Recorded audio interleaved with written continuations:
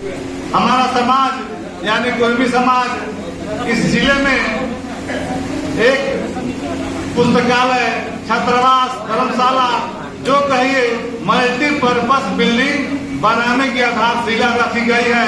और यह आप सबके दृढ़ इच्छा शक्ति का परिणाम है कि जहां सभी नेता बोल रहे थे कि यह संख्या हमारी कम है, हमारी आबादी यहाँ कम है, लेकिन मुझे खुशी हुई है कि हम यहाँ देखे हैं कि हम तन से कमजोर हो सकते हैं, धन से भी कमजोर हो सकते हैं, लेकिन मन से कमजोर नहीं हो सकते हैं। आज सरलाही के जिला के कुर्मी समाज के लोगों ने दिखाया है कि हम मन से मजबूत हैं। और जब आपका मन बन गया है, आप मन से मजबूत हैं, तो आपको सफल होने से कोई ताकत नहीं रोक सकती है, कोई ताकत नहीं रोक सकती है। और आप इतिहास बनाएंगे, आप दिखाएंगे कि सरलाही के जिला के कुर्मी समाज के लोग हैं और जिंदा हैं। ये भी दिखाई देगा कि आपकी आबादी है और यहाँ पर जिंदा भी है, क्योंकि आबादी कम बेसी से कुछ नहीं होता। आपका संकल्प, आपका सिद्धि, आपका दृढ़ इच्छा शक्ति, आपका निश्चय आपकी सफलता को ले जाता है। और आपने निश्चय किया है, इच्छा शक्ति किया है। आप से हम यही कहेंगे कि जो समाज अपना इतिहास भूल जाता है उसका अस्तित्व मिट जाता है। जो अपना इतिहास भूल जाता है उसका अस्तित्व मिट जाता है। अपने इतिहास को जिंदा रखने की जरूरत है, अपने इतिहास को बरकरार रखने की जरूरत है, अपने विरासत को बचाए रखने की जरूरत है।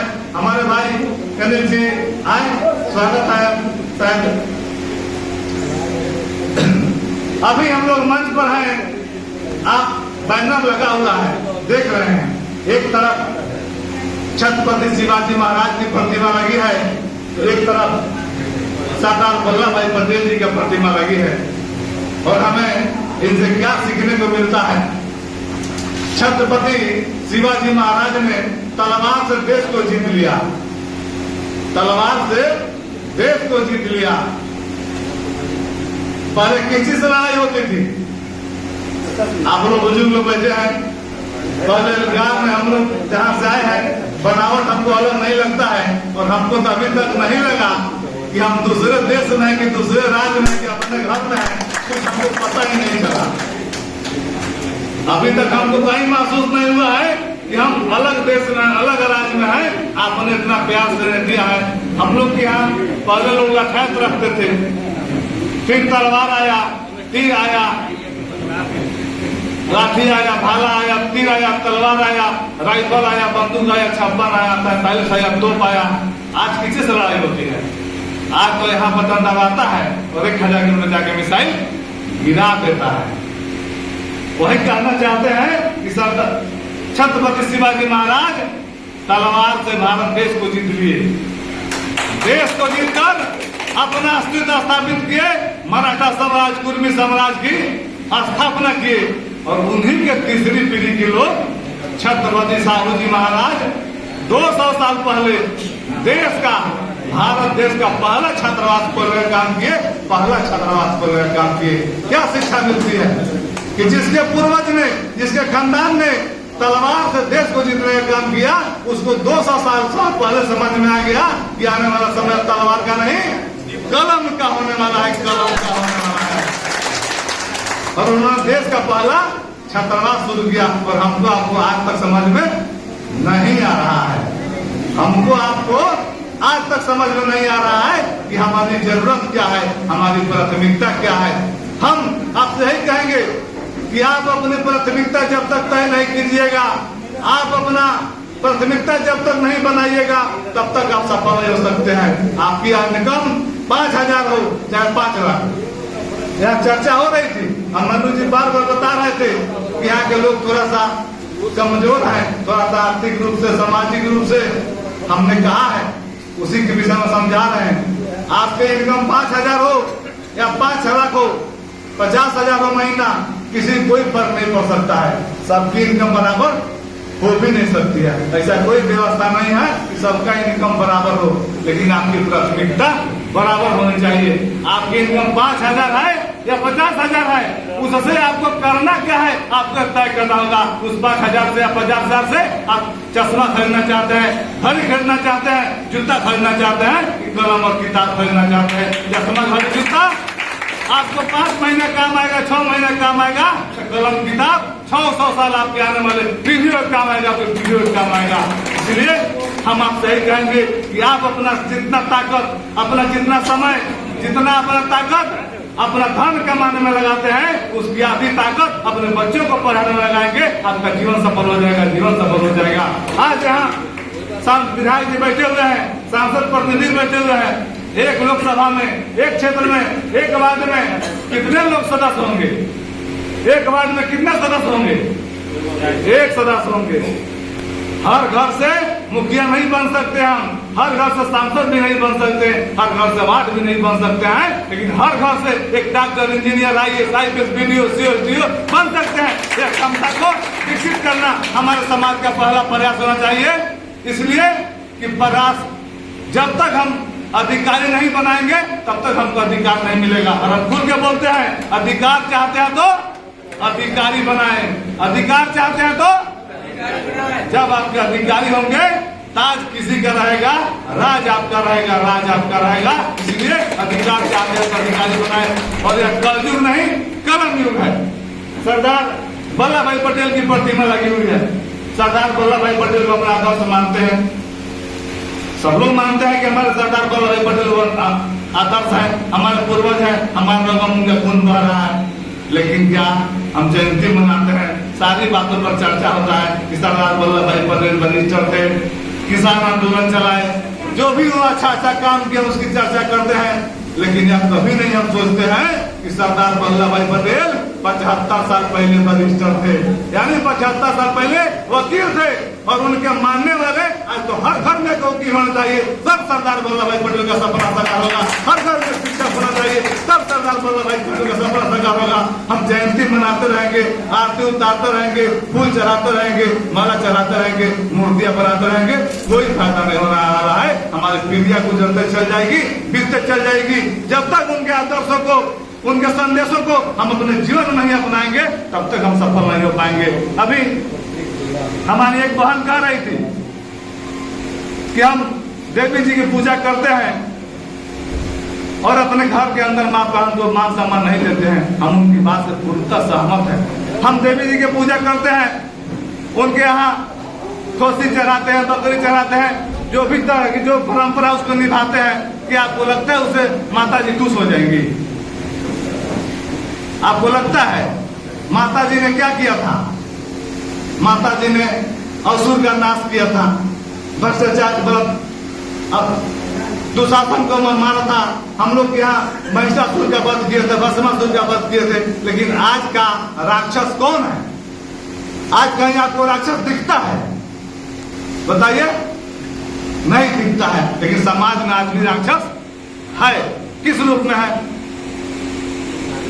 आज राक्षस बलात्कारी है, आज राक्षस भ्रष्टाचारी है, आज राक्षस अपराधी है। तो उसका नाश आपकी बहन बेटी कैसे करेगी? अपनी बेटी को, बहन को तलवार दीजिएगा, उसका मुरी काट देगी तो क्या होगा? जेल हो जाएगा। आप बहन बेटी को कलम दीजिएगा तो क्या होगा? आपकी बेटी डॉक्टर बनेगी, बीमारी का नाश करेगी। आपकी बहन डॉक्टर बनेगी, बीमारी का नाश करेगी। आपकी बेटी वकील बनेगी, किसी अपराधी को सजा दिलवाएगी। आपकी बहन SP बनेगी, किसी अपराधी को पकड़ कर जेल में डालेगी। तो अपनी बहन बेटी को कलम की ताकत दीजिए, तब देवी माता खुश होगी और दुर्गा माता खुश होगी। जो काम हम करती थी वही काम हम करेंगे तब ना हमारे देवता खुश होंगे। हमारे जो पूर्वज काम करते थे हम करेंगे तब ना हमारे पूर्वज खुश होंगे कि हम अच्छा काम कर रहे हैं। तो सरस्वती जी का आशीर्वाद उसी को मिलेगा जो पढ़ेगा। किसको मिलेगा? जो पढ़ेगा। इसलिए हम कहते हैं कि कलयुग नहीं, कलम युग है। और धर्म के साथ कर्म जब तक नहीं करेंगे आप सफल नहीं होंगे। आज का जो न्यूज पड़ा है यह मामूली न्यूज नहीं है। इसका रिजल्ट आपको आने वाले 30 साल के बाद दिखाई देगा। हम लोग कितना आज आराम में हैं। हम जाते हैं शोरूम में तो जूता का पूछते हैं कौन ब्रांड का जूता है, कौन ब्रांड का चप्पल है, कौन ब्रांड का टी-शर्ट है। कभी आप हम सोचते हैं कि हमारे 2-3 पीढ़ी के पहले हमारे दादा परदादा कौन सा चप्पल पहनते थे, कौन सा जूता पहनते थे, शायद उनके पैर में जूता चप्पल नहीं होता था। हम थोड़ा सा आराम में आ गए हैं तो हमको लगता है बहुत सुख में है, हम लोग कहीं नहीं है, हम लोग बीच में फसल हैं। थोड़ा सा कष्ट सह लेंगे, अपने बेटा बेटी को पढ़ा लिखा देंगे तो आने वाले दिन में हमारा परिवार और स्मूथ जिंदगी जिएगा और सुरक्षित जिंदगी जिएगा और सुगम जिंदगी जिएगा। यह आप चाहते हैं तो जरूर संकल्प ले कि पटेल धर्मशाला, पटेल छात्रावास निश्चित रूप से बने। और यहाँ संख्या हमारी कम है। पटेल जी का क्या मतलब होता है?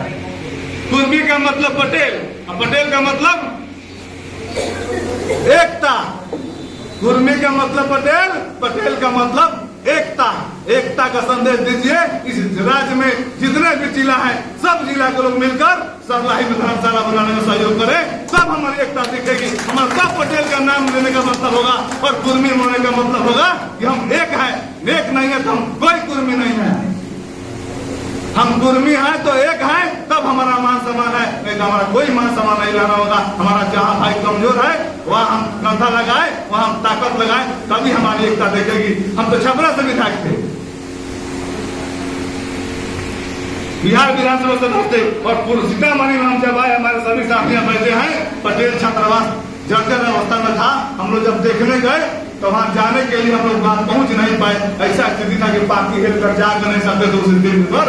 और हमने संकल्प लिया कि हर साल एक जिला में पटेल छात्रावास बनाएंगे कि हमारे गरीब कमजोर मेधावी छात्र जो पढ़ लिख कर कुछ बनना चाहते हैं, एक जिला में एक आदमी कुछ बन जाएगा तो 38 जिला में 38 आदमी एक साल में बनेगा तो आने वाले दिन में हमारे समाज का प्रशासन शासन कितना आगे बढ़ेगा, यह सोचने का विषय है। उसी तरह इस नेपाल राष्ट्र के भी हम सभी समाज के लोग से आग्रह करेंगे। हमारे भाई गणेश जी ठीक कर रहे थे कि अपने आप को आगे बढ़ाना, किसी को धोखा देना नहीं है, किसी का जान मारना नहीं है। हमारा अपने आप को आगे बढ़ना, हमारे समाज को आगे बढ़ाना हमारा कर्तव्य है, मेरा अधिकार है। हमको 2001 में मुखिया बनने का अवसर मिला, 2006 में प्रमुख प्रतिनिधि के रूप में काम करने का अवसर मिला, 2010 में 9 में अध्यक्ष के रूप में कॉपरेटिव के चेयरमैन के रूप में काम करने का अवसर मिला। 2010 में माननीय मुख्यमंत्री नीतीश बाबू के आशीर्वाद से विधानसभा में जाने का मौका मिला। 2020 में फिर भारतीय जनता पार्टी के आशीर्वाद से विधानसभा में जाने का अवसर मिला है। तो हम मुखिया से विधायक बन गए। हमारा बेटा इंजीनियरिंग कर रहा है, हमारे बेटी अभी 2 नीट क्वालिफाई किया, दोनों में मेडिकल रिजल्ट करा है। तो सबसे समाज में कुछ भला हो रहा है, सिर्फ मेरा भला हो रहा है। एक समाज का बेटा बेटी डॉक्टर इंजीनियर बनेगा, उस दिन समाज का भला होगा। और इसके लिए हम छात्रावास बना रहे हैं, इसके लिए पुस्तकालय बना रहे हैं कि आने वाले दिनों में हर घर में एक डॉक्टर हो, इंजीनियर हो, IAS IPS हो, तब सरदार वल्लभ भाई पटेल के सपने को हम साकार करने का जो सपना देखते हैं पूरा कर पाएंगे। और यह धर्मशाला, यह छात्रावास में जो सभी लोग राय दिए हैं, इसमें जरूर छात्रावास बनाइए कि हमारे इस सरलाही जिला के जो भी मेधावी छात्र हैं, 40-50 बच्चे अभी सीतामढ़ी में हम बच्चे हुआ के पढ़ रहे हैं। आपके बगल का जिला में है जहाँ जर्जर था, कुत्ता नहीं उसमें बैठ सकता था, उस बिल्डिंग को हमने डिमोलिश करके नया बिल्डिंग बनाकर समाज को दिया है और सब उसके बच्चे हमारे लिए पढ़ रहे हैं। और आने वाले दिनों में बिहार के हर जिला में, 38 जिला में पर हर साल एक छात्रावास, एक जिला का हम लोग टारगेट है, उसे पूरा करेंगे। और उसमें नेपाल राष्ट्र में भी हमारी भूमिका रहेगी। हम लोग कहते हैं कि कौन कितना वजन उठा सकता है, ये हम जानते हैं। किसी को कहने की जरूरत नहीं है कि आप कितना वजन उठा सकते हैं। 2 किलो की, 4 किलो की, 10 किलो की, 20 किलो, 50 किलो, जो जितना वजन उठा सकता है उतना ईमानदारी से वजन उठा लेगा। ये छात्रावास 1 साल में बन जाएगा, ये मैं दावे के साथ कहता हूँ। और आप सब जितना वजन उठा सकते हैं उतना उठाइए, जो वजन बाकी हम पर होगा हम उसे उठाने का काम करेंगे और इस छात्रावास को बनाने का काम करेंगे, इस छात्रावास को बनाने का काम करेंगे। और हम इस राज्य के सभी जिला के हमारे जो भी सुरेंद्र जी जैसे सभी साथी आए हैं, आप सब लोग एक प्रदेश स्तरीय, राज्य स्तरीय नहीं, देश स्तरीय आपका तो देश है, देश हम लोग के राज्य है और आपका देश है, देश स्तरीय संगठन बनाइए। कुर्मी सशक्तिकरण मंच है, कुर्मी सेवा समाज है, इस तरह के अनेकों मंच आपके राज्य में होंगे, आपके देश में होंगे, उन सबको जोड़िए। और पटेल जी का मतलब एकता होता है। हम बिहार के हर जिला में बनाते हैं और हर जिला को सहयोग करता है। इसलिए कि सीतामढ़ी में यदि बन गया तो सीतामढ़ी के लोग का चयन हो गया, कोई मतलब नहीं है कि मुजफ्फरपुर में कैसे बनेगा। इसलिए हमने पटेल छात्रावास निर्माण ट्रस्ट बिहार का निर्माण किया कि किसी जिला में बने तो दूसरे जिला का लोग सहयोग मिले, और जब सबका सहयोग मिलेगा तभी पटेल जी का मतलब एकता दिखेगा। और यह काम सिर्फ इस जिला का सर्लाही जिला का नहीं भवन है, यह पूरे नेपाल का भवन है, और सबका थोड़ा थोड़ा ताकत लग जाएगा, यह बिल्डिंग बनकर तैयार हो जाएगा। और फिर जब दूसरा जिला में बनेगा तो सर्लाही के लोग की भी जिम्मेदारी होगी, उसे भी अपना बिल्डिंग मांगकर उसमें अपना तन मन धन लगा के उसे बनाने का काम करे। एक एक करके 11 होते चला जाएगा, यह फॉर्मूला लगाएंगे तो और जल्दी हम लोग काम कर पाएंगे, क्योंकि यहाँ शक्ति कमजोर हो सकती है और जिला में कमजोर हम नहीं है, वहाँ पर ताकत हम यहाँ लगाएंगे। जब एयर फोर्स कमजोर होता है तो नेवी को लगाया जाता है, नेवी कमजोर होता है तो सीआरपीएफ को लगाया जाता है। उस तरह सारा ताकत जब लगता है तब देश जंग जीतता है। यह जंग समाज का है और समाज के प्रत्येक तबका को उसमें लगना होगा, और यह जंग हम लोग जरूर जीतेंगे। यह धर्मशाला बनेगा, आपके साथ दावे से करते हैं। आप इतना बुलाकर हम लोग इतना मान सम्मान स्नेह दिए, इस देश की धरती को हम नमन करते हैं। आपके जैसे लोग, हम लोग तो बिहार के पटना में रहते हैं, हम अपना कार्ड भी आप लोग को दे के जा रहे हैं। कहीं पटना में सचिवालय में, बीएमसीएच में, IMS में, देश के दिल्ली में कहीं कोई आवश्यकता पड़े, आप 10 काम बताएंगे, हम एक भी कर पाएंगे। 0 से 1 जरूर बेहतर होगा। यहाँ कुछ मंच कर जाने का कोई मतलब नहीं है, नेतागिरी वाला बात हो जाएगा। जब आप मेरे आएंगे, हम याद करेंगे, हम आपके दुख सुख में कितना काम आते हैं आपको खुद पता चलेगा, और आप मेरा जीवन आपके काम आ जाएगा। उस दिन हमको बहुत खुशी होगी। बहुत बहुत आभार, धन्यवाद, प्रणाम। जय हिंद, जय भारत, जय नेपाल।